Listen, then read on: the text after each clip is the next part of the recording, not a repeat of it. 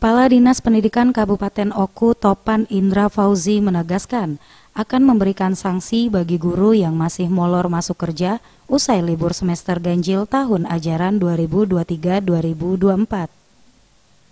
Pihaknya akan menegur guru yang memperpanjang liburan dengan memberikan surat peringatan ke-1, baik kepada guru honorer maupun ASN. Namun Topan memberikan pengecualian terhadap guru yang sedang mengalami sakit atau halangan lainnya dengan alasan yang masuk akal. Ini berupa SP1. Ya, akan aku terbitkan SP1 bagi guru-guru yang pada hari Senin tadi menambah waktu liburnya. Ya kan? Kita mulai tahun 2004 ini, ya di zaman aku minimal ada peningkatan disiplin.